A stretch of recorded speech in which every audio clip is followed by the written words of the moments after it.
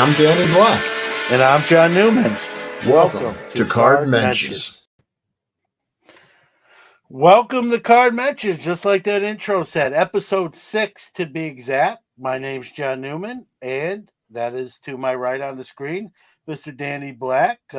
In case you're illiterate, and that's okay. You just have to listen to the show. So today we're brought to you by, as we are every week, WaxStat.com, up to the minute wax pricing, the only one in the game giving you that information. Also, Center Stage HQ, download the app.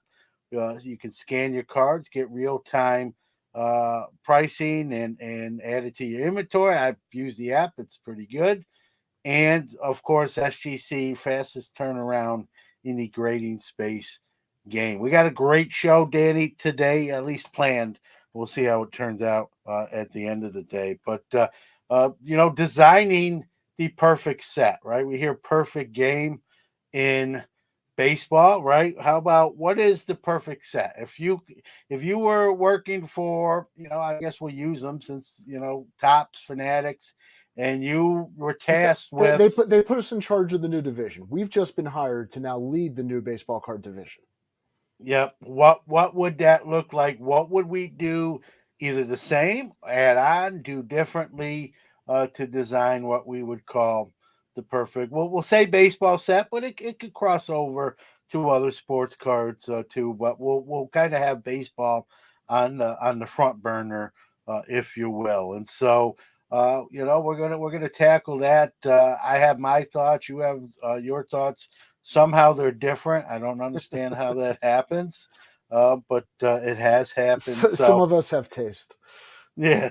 So I mean, I'll let you. I did kind of the kickoff, but I'll kick it to you, kind of the lead us into this. Sure. Well, I took this from the approach of if I was starting from scratch. So I'm not picking like a specific set that already exists. If we're starting from scratch and designing it, what components would I want to make my perfect set?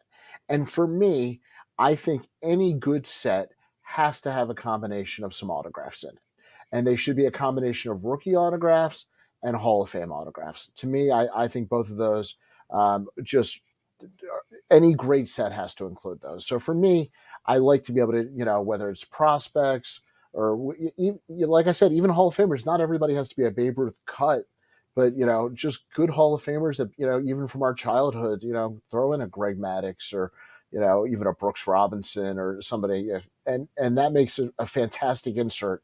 And you don't have to have a rookie card when you get a Hall of Fame autograph. So it gives you a little bit more to chase. And I think it ties to history. So I like the autographs. To me, right off the bat, that would have to be part of my perfect set design.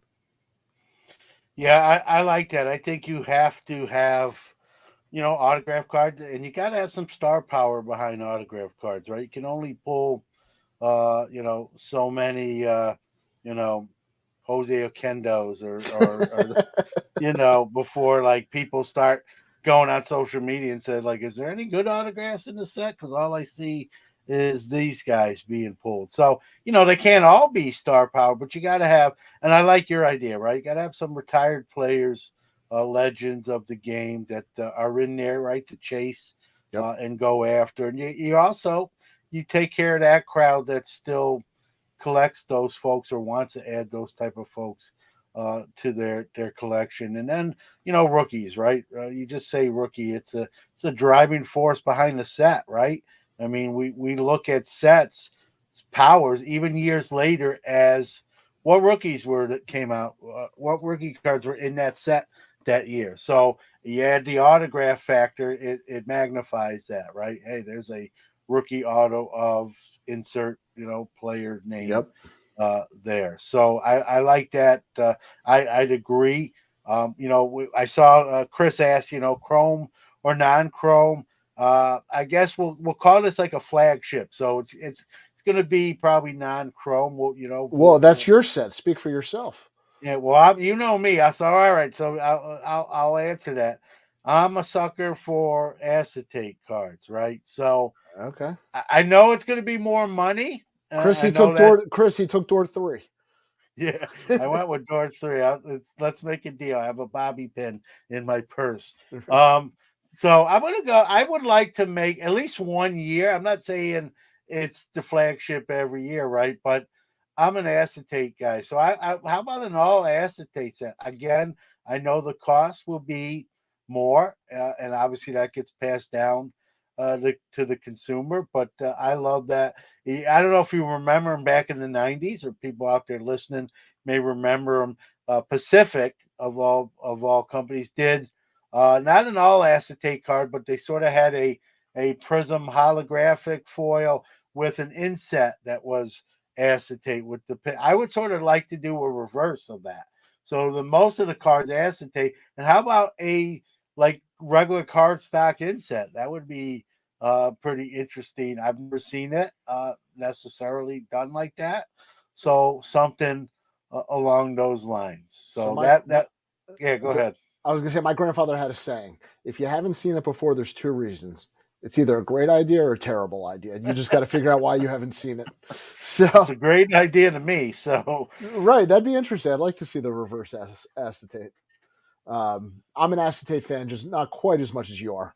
My set, um, I'm going to say my set would actually not be chrome, and I don't know if that was my initial thought. I think initially I might have said chrome, but I would have chrome inserts. In fact, I'm gonna make that part of my set. I think a good insert, whether Kaboom is not my personal, but a Kaboom, a My House, even a Diamond Kings, something of that flavor. You have to have a strong short print, or even super short print insert set. I would like to see a sports artist involved, something artistic. And to me, that would be a key part. Whether or not that combines with the autographs that I was talking about before or not, I think a good set, you got to have some sort of signature insert that people can go after. And like I said, it could be anything from the Diamond King drawings back in the the '80s and '90s, all the way up to the Kabooms and the My House and the stuff they do in basketball and football now, and anything in between. But a strong insert for me. Yeah. well, listen, if this is Tops and Fanatics and we're now employed by them, right? They've already done all those art projects, right? The Project 2020, Spotlight 70, Project 70. Um, why not have the artist do cards and not even make them so much base cards where they're like just prints of the card. Well, why not? I know people don't like redemption cards, right? Well, why not put like a redemption card for the original art of that artist, right? Signed by the artist. That'd be Make like a giveaway, like hit the big one and win the original art. Yeah, well, yeah, but it's a Yeah, redemption card, right? For a one of one original art piece signed by the artist, whoever that particular artist is. You obviously can have multiple, right? It's not going to just be one card. And maybe you could make a chrome. How about a chrome? We talked about chrome. How about a chrome version of those non-chrome art pieces, right? As regular card inserts, not the signed right. artist redemption card, just a regular insert set. Insert sets, you can have your parallels, right? One thing I would do is make it easy to tell when you have an SP or a super short print, right? That's like what Topps is starting to do already, right? Where the Yep. backs are easier to read and you got something. You don't have to take out your bifocals and look at the bottom for a 3-digit code that you can't read, and that you're taking out your magnifying glass to blow up so you can read it and spend too much time doing it, right? So make it easy to tell when someone's pulled something. That would be number one. Chrome inserts. I like to see insert sets where you kind of have your skill set players represented and you have your pitchers kind of in their own insert sets. Whether you want to call them hurlers or mound aces or whatever. I Cool like to to draw circles, not lines, John. Everybody should be it. together. Yeah, no, I mean, listen, you can change it every year. We're talking about 1 year what we would do, right? I'm not going to do it. I'm just I can't afford. We can't afford to do an acetate set every year, but this year's flagship will be that, right? What would you change? So I want to do I don't think we need 3 series, right? We don't need a series 1, a series 2, and an update. Well, So what I would do, how big is your base series? Let's start there. well, let's do this. Let's make series 1 400 cards, right? It's Okay. 330 in 2023's edition. Let's make it 400 cards, right? And let's make series 2 come out later. Let's make series 2 come out in October, November, or even December after the September call ups. And series 2 has all those late rookies in it. And series 2, in my perfect set, series 2 becomes update, right? That's There is exactly no what I was going to update. ask. Okay, so Series 2 you get rid of becomes update. you have to wait a little bit longer for it, but I know it's for some that might be sacrilegious, get rid of update, in Topps Fanatics world, right? I just cost them money because they have 3 one less item on their menu to sell to consumers. But again, I'm Michael Rubin here. I get to make this call. I'm gonna go, series 1, a late series 2 that and gets all those late call ups in there. And like for this year's Topps release, right? Adley Rushman's card is a rookie. Let's be real. Like that really should not be a rookie in 2023, right? Right. It was done. It was done. Listen, their strategy there was done on purpose. His But I Bowman want first to, was 2019. yeah, I want to see the rookie card come out the same year they play. So if we got to release Series 2 in December, then we got to release it, or even January, right? Whatever. Let's do it. You would have people up in arms. I would, but I think there would be. I think eventually more people would like it. I think it might get some resistance at first because people are resistant to change. People don't like change. I know Update has that cachet by name, right? All Update rookies, right? But I like the rookie cards to be in what I would call like sort of the base, the flagship sets, and so. I mean, you could do an update, but maybe you don't even call it Series 2. You come up with maybe you just don't even call it Series 1. You just call it 2020, Yes. 2024 tops and Simplify the whole 2020. thing. Yeah, 2024. Remember back in the day, all the Yes. old folks like us, right? You had your base set, and And what then you did had Topps update. do? But they didn't even didn't come out in packs. They were little factory Right. traded sets, You and I both But probably have 10 of them within 2 yeah, minutes I of have our more. I arms. have Yeah. more than that over there. Uh, So what about? I'm not saying we bring back those sets, but instead of having them in set form, we release update in pack form. So you have flagship, and then in late December or just before Christmas, strategically, you have the update release, right? The packs, right? Okay. That would be how I would do it. All right. Let's John, you want to read off some hellos here? Do you Yeah, need we your got butt? collect. No, I can see. The next week I'll need my glasses. Collector's Dream. Hello. Nice to see you. Chris Ramsey's in the house. Double D Dylan. Yeah, nice to see you. Sports MD card collector.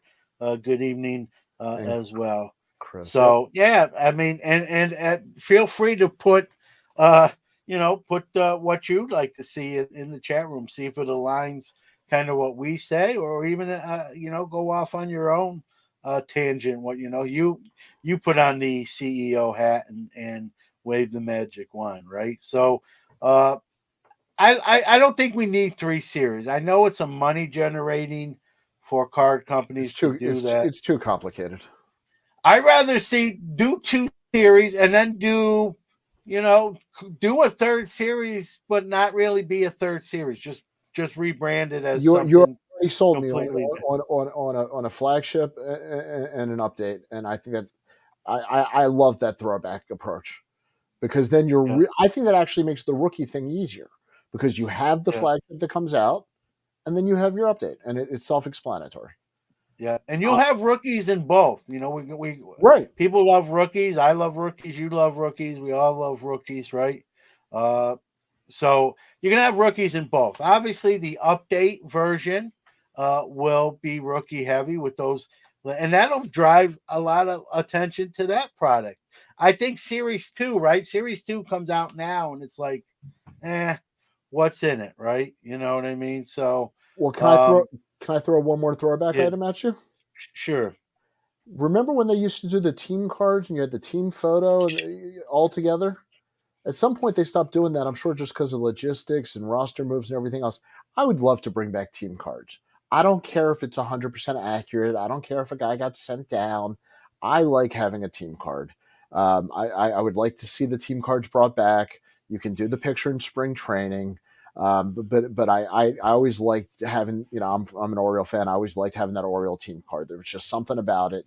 And having every year and having that team card to me was always cool. And it's not expensive and it's not a big insert. It's probably just a common, but I want team cards back. All right. And yeah, What about this? What about let's put a spin on that, right? What do we bring back the team cards, but make them short prints? I Make like them I be like that idea. make them be the short prints, right? So when you open that pack and you Well, start the to see that team, Jose Altuve is a short print. we apologize to Jose's family, but not Jose. But no, whatever you make that, like, listen, let's be realistic, right? If you're opening the pack of cards and you see that team card in today's era, right? You're probably gonna be like, I got a team card, right? What about if we made them short print? So now when you see that team card, when you're kind of fanning them out, like, oh, you've got something that's lesser produced than even the regular base cards. How about short printed I love team that. cards? And what about, remember the checklist with a Yep. player's face on it, going back to vintage days? You could bring those back.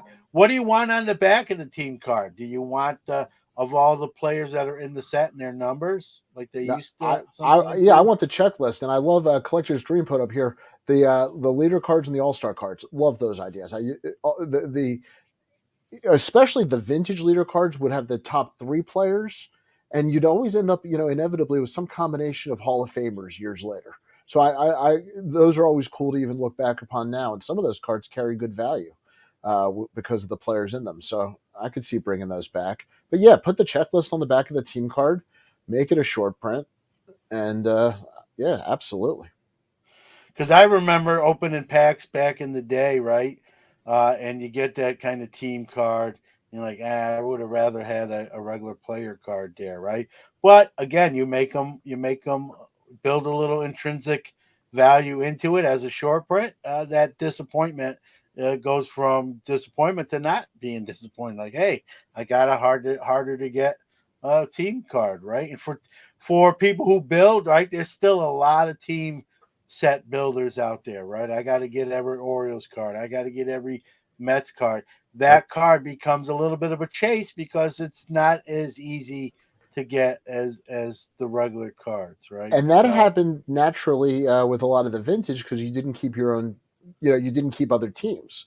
So actually, set builders know that sometimes the team cards and the checklists are the hardest ones to find. yeah, no Yeah, doubt, Brett. We'll say hello to Brendan, I'm sorry. Amelia. I hope I said that.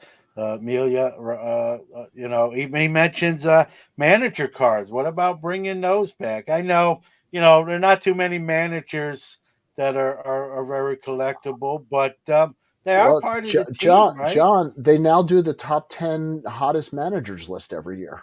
I think, this is not like the old days. This is in Like Casey hot in Stengel. terms of what they look like, Oh or yeah, oh yeah, absolutely. Mike Matheny, Gabe Kapler, these are multi-time winners. Depending on who's currently employed, I don't know who this year's favorite is, but yeah, no, I think those could be chase cards for people.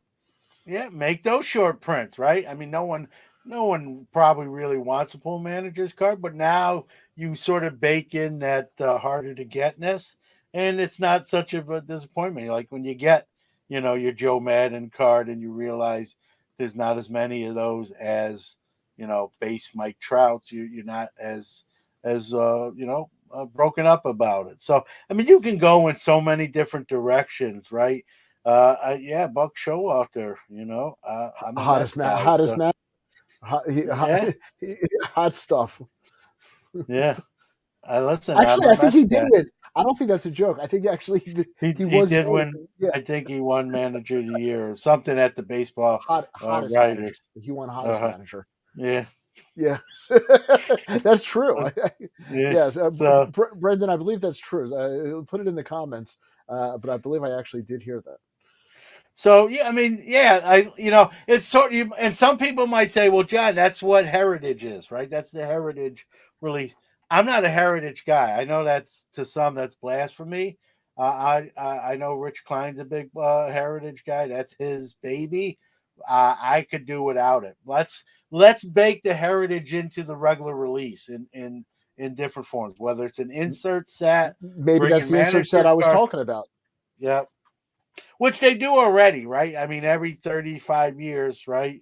We get the inserts from the design from 35 years ago. So this year it's 88 tops. Next year it's going to be the great 89 tops, which I opened plenty of because there's a guy named Greg Jeffries that appeared in that Yeah. release. So Rumor is that you have an affinity for Greg Jeffries, and he's yeah. actually he's actually tied up in your closet right now.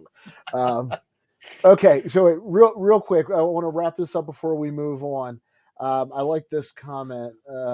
I never liked the '86 Topps football colors, green and yellow. It kept me from buying them. Yeah, we should put that on both of our lists. It should be a good looking card.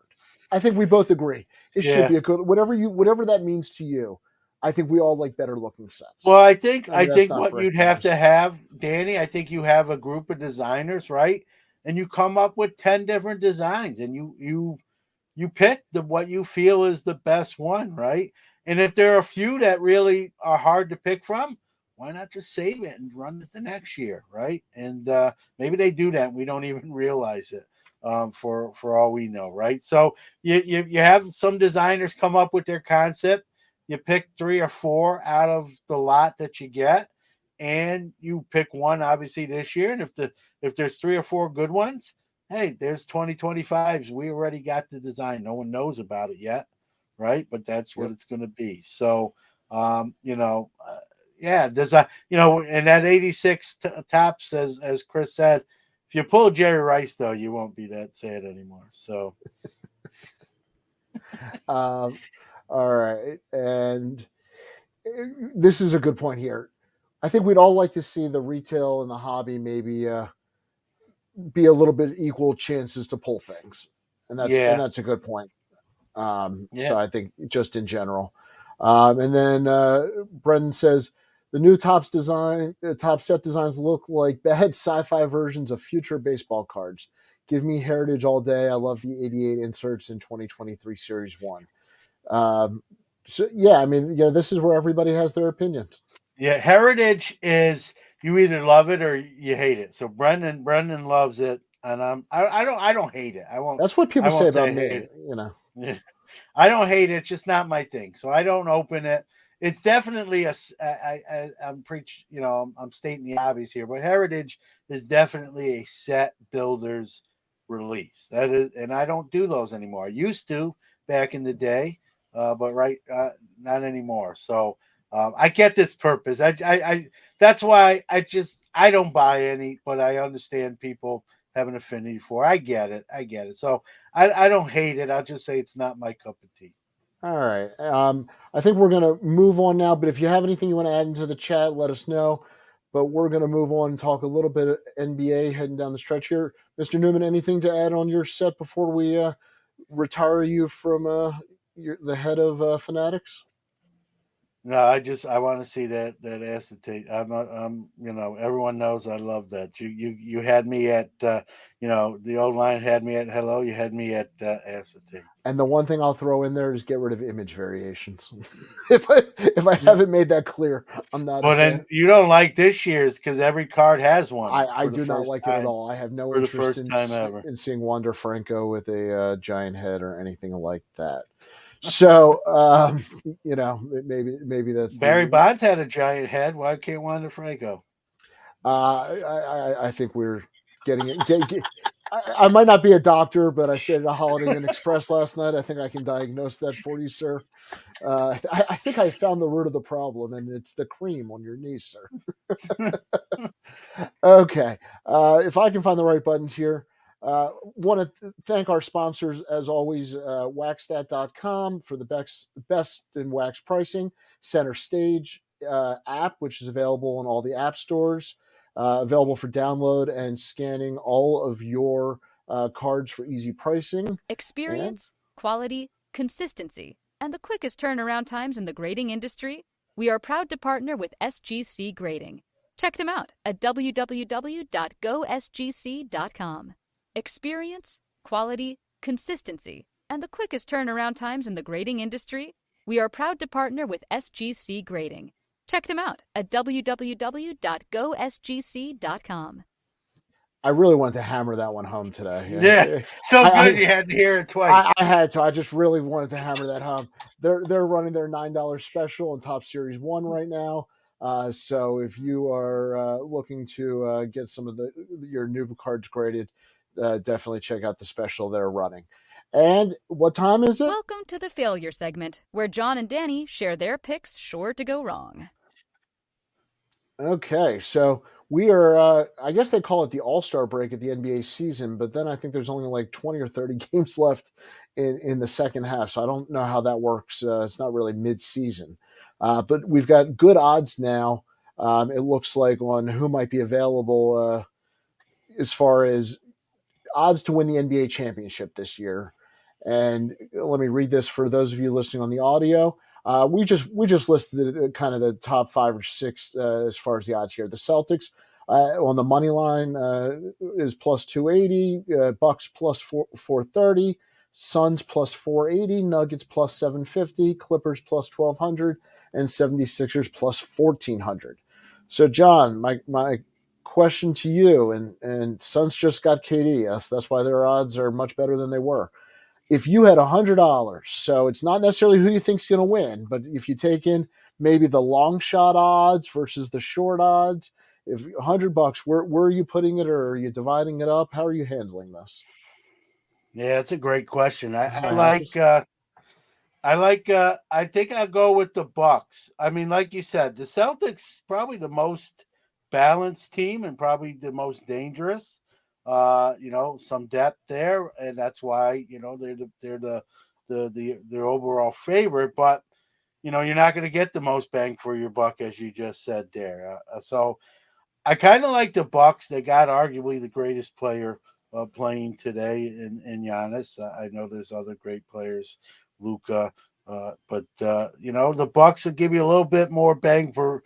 But I think this Milwaukee team is not as good as the 2021 team that won the championship. So that's the risk you take. They may not, win it. I think they were better in 2021. I think, like Chris said, with KD going to the Suns, that becomes almost more interesting for that $100 bill you're going to throw down at plus 480 on the money line. So I'm kind of with that $100 bill. I'm sort of between the Bucks and Suns. I don't see the Lakers on here. That's a sarcastic comment. I'm gonna walk into the casino, and until I get to that cashier's cage, in my mind, I'm debating between the Bucks and the Suns. It's funny. I'm a Suns fan because I want Chris Paul to try to get a ring.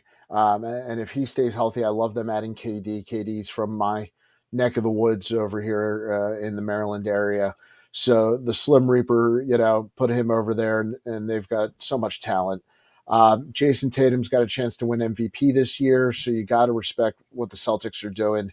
They seem to almost be due. That being said, Denver, God, is Joker good. Yeah.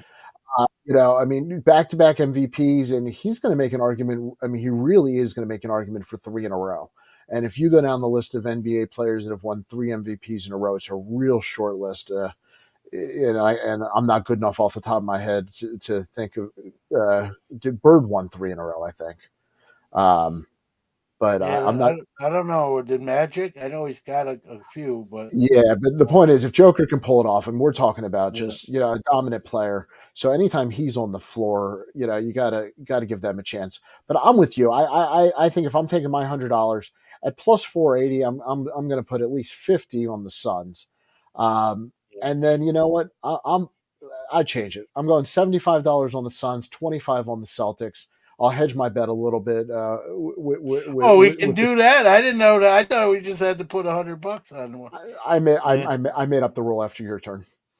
It was too hard, so I changed the rules. Oh, it's a shell game. I'm right back in New York City again. Right, exactly. Three card Monty is our next segment coming up on card Mensches.